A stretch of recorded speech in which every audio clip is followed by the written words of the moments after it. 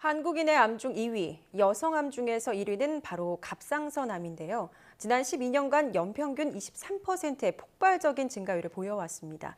이렇다 보니까 갑상선암에 대한 각종 속설과 오해들이 많은 상황인데요. 네, 오늘 과학서재에서는 갑상선암의 모든 것의 저자 중에 한 명인 서울대병원 이비인후과 하정훈 교수와 함께 갑상선암의 증상과 원인, 오해에 대해서 이야기해 보겠습니다. 어서 오십시오. 안녕하세요. 네, 뭐 갑상선이라고도 하고요, 갑상샘이라고 하는데요, 같은 말이죠. 일단. 네, 한자고 한글입니다. 그렇군요.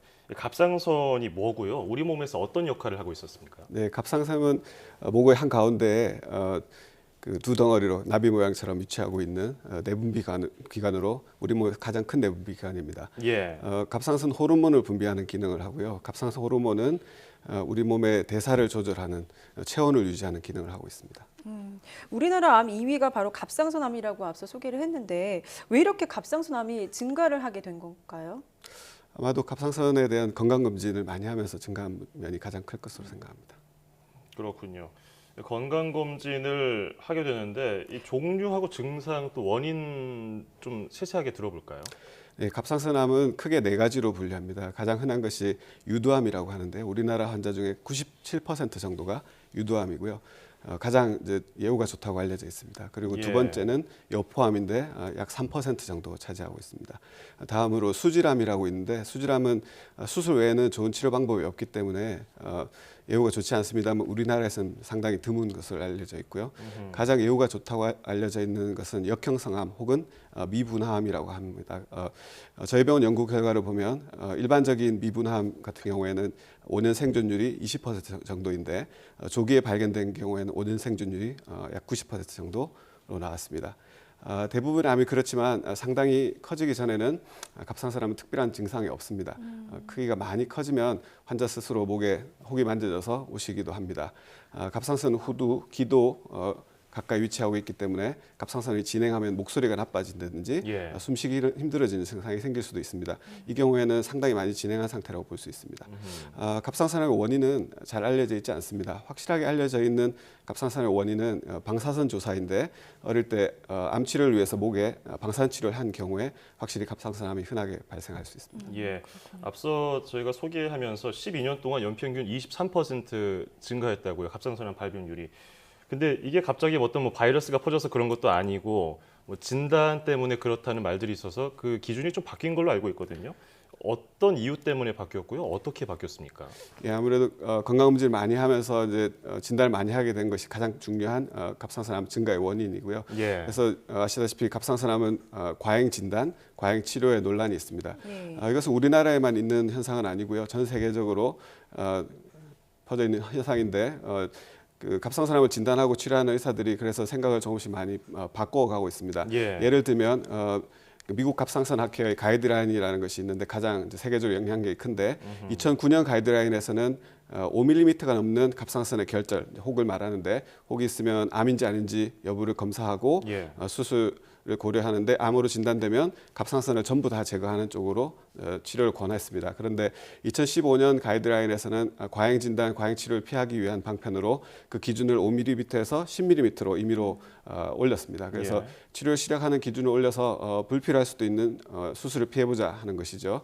그래서 2015년 가이드라인에서는 암으로 많이 의심되는 갑상선 결절도 10mm까지는 초음파 검사만 하고 지켜보다가 10mm가 넘으면 추가 검사를 하고 수술을 하더라도 갑상선을 절반만 절제하는 것을 더 권장하는 쪽으로 바뀐 것입니다. 우리나라도 가이드라인을 새롭게 만들기 위해서 논의가 활발하게 진행되고 있습니다. 우리나라에서도 그러면 10mm가 전까지는 아직 수술을 안 하는 거를 권유하고 있는 상황인 건가요? 그건 이제 의사들마다 굉장히 다른 것 같습니다. 그래서 5mm하고 10mm 사이에 기준을 높이면 그만큼 또 드물지만 희생되는 환자분들도 분명히 있을 거거든요. 그래서 그 숫자가 굉장히 적을 걸로 생각하기 때문에 가이드라인을 올렸지만 아직까지는 누구나 다 받아들이는 그런 상황은 아닌 것 같습니다. 상황에 따라서 좀 다르군요. 갑상선암에 많이 걸리는 계층, 어떤 체질이 따로 있는지도 궁금하고 이게 유전적인 건지 아니면 남자, 여자 어떤 차이가 있는 건지도 좀 궁금한데 짚어주시죠. 네, 갑상선암에 특히 취약한 계층이나 뭐 체질 이런 것들은 알려져 있지 않습니다.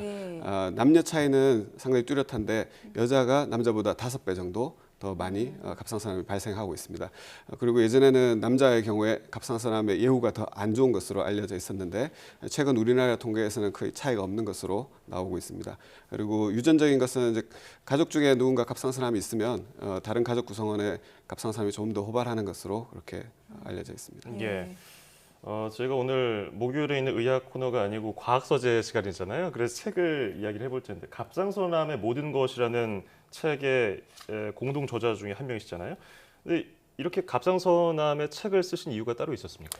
예, 갑상선암이 이제 대부분 매우 천천히 자라고 생명의 지장을 거의 주지 않기 때문에 갑상선암은 검사도 하지 말자 이제 그런 견해들이 있습니다. 근데 저희 이제 학회 회원들 주로 대학병원에서 근무하는 사람들인데 대학병원에서 근무하다 보면 갑상선암이 상당히 많이 진행해서 진작 검사를 했으면 하는 안타까운 그런 환자들을 상당히 많이 접하게 됩니다. 그래서 저희 대한갑상선두경부외과학회에서는 갑상선암에 대한 정확한 지식을 전달하고 갑상선암을 너무 무서워할 필요는 없지만 아예 무시하는 것은 문제가 있다. 그런 인식으로 책을 저술하게 되었습니다. 그렇군요. 갑상선이 주로 이제 성인들 나이가 어느 정도 있는 사람들한테 잘 발병하는 것으로 알고 있는데 초등학생, 어린 아이에게도 이런 갑상선 암이 생길 수가 있는 건가요? 네, 일반적으로는 갑상선암은 마치 노화 현상인 것처럼 나이 드신 분들한테 훨씬 점점 호발하게 되는데요. 어린이에도 생길 수 있습니다. 그래서 제가 수술했던 아이 중에서는 만 4세, 6세 이런 애들도 있었고요. 어린이에서 생긴 갑상선암은 대부분 그 성인보다 많이 진행된 상태에서 발견되기 때문에 치료하기 까다롭고 재발도 많이 하는 편입니다. 건강검진은 어른들은 이제 보통 건강검진에서 이걸 밝혀내는데 4세, 6세인 경우에는 어떤 뭐 증상이 나타나서 보통은 목에 혹이 만져져서 검사를 하기 시작하게 됩니다. 갑상선암이 굉장히 흔한 병처럼 느껴지는 게 이런 사실 때문인데요. 여러 가지 속설이 있습니다. 특히 먹는 거 잘못 먹으면 갑상선암이 생길 수 있다는 건데 그 중에 하나가 미역 아니겠습니까? 이게 진짜 그럴까요? 갑상선암이 특별히 좋거나 나쁘다고 알려진 그런 음식은 없습니다, 사실. 그렇지만 이제 우리나라에서는 미역국이 많은 의심을 받고 있습니다. 이것은 그 요드가 많이 들어있는 해조류나 해산물을 섭취하면은 갑상선암에 걸린다 그런 이제 생각을 갖고 있는 건데 어떤 연구 결과에 의하면 요드 섭취가 많은 지역에 사는 사람들한테는 갑상선암의 유도함이 많고요. 섭취가 지나치게 적은 지역에 사는 사람들한테는 여포암과 역형성암이라는 다른 종류의 갑상선암이 생깁니다. 그 사실을 가지고 요드 섭취를 많이 하면 갑상선암이 많이 생긴다 혹은 원인이다라고 잘못 알려진 것으로 생각이 됩니다. 미역국 같이 이제 요드가 많이 들어있는 음식은 갑상선 기능에 문제가 있는 분들은 문제가 있을 수 있습니다. 예. 그렇군요. 그러면은 저희가 이제 출산하고 나면 미역국을 엄청 많이 먹잖아요. 그럼 갑상선이 안 좋은 분들은 이런 미역국도 좀 줄이는 게 맞나요? 예, 뭐든 뭐 많이 먹는 게 좋지 않을 거고요. 상당히 기념적인 거라고 생각합니다. 그래서 기념적이니까 한두 끼 드시는 건 괜찮은데 기능적으로 문제 있는 분들은 피하시는 게 더 좋다고 생각합니다. 이런 또 속설의 일환으로 생선회, 생채소가 좋지 않다 뭐 이런 얘기도 있는데요. 뭐 사실인지 궁금한데 어떻습니까? 예, 그게 갑상선암 수술하고 나서 회복기에 있는 분들이 그때가 암 치료 기간이라고 생각하시면서 그런 질문하시는 경우가 있습니다. 일반적으로 갑상선암이 아닌 암 치료 때는 항암 치료나 방사선 치료를 하는 기간이 있습니다. 그 기간 동안 몸의 이제 면역 상태가 많이 나빠질 수 있어서 채소나 생선회를 드시지 않도록 권하고 있습니다. 그래서 그런 오해가 생길 수 있는데 갑상선암 수술은 그런 상황하고 전혀 관계없기 때문에 골고루 잘 드시는 게 수술 후 회복에 훨씬 더 도움이 됩니다. 예. 아까 갑상선암은 증상이 특별히 없기 때문에 만져보고 뭐가 만져지면은 이게 병원에 가봐라 말씀하셨는데요. 정확히 어디 부분인지 좀 알아볼까요?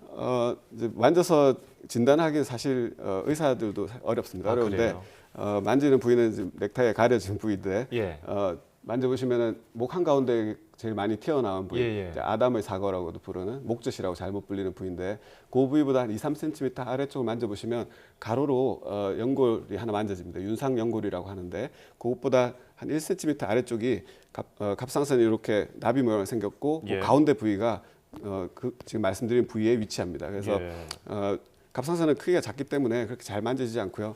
그 주변을 만지면서 침을 삼키면 간혹 만져질 수가 있고 이게 이상이 있는 건지 없는 건지는 일반적으로 알기 어려운데 좌우를 비교했을 때 차이가 난다. 그러면 뭔가 이상이 있지 않을까 의심은 해볼 수 있겠습니다. 그렇군요. 이 갑상선암 예방을 위해서 또 갑상선 수술 후에 이제 건강을 더 지키기 위해서 권장하는 생활 습관이 있다면 어떤 것들이 있는지 좀 얘기해 주시죠. 예, 그런 이제 질문들이 이제 갑상선암을 치료하는 의사로서 환자들이 항상 여쭤보시는데 네, 예. 가장 어려운 질문입니다. 사실 확실하게 밝혀진 좋은 생활 습관이라든가 음식이라든가 이런 게 밝혀져 있지 않습니다.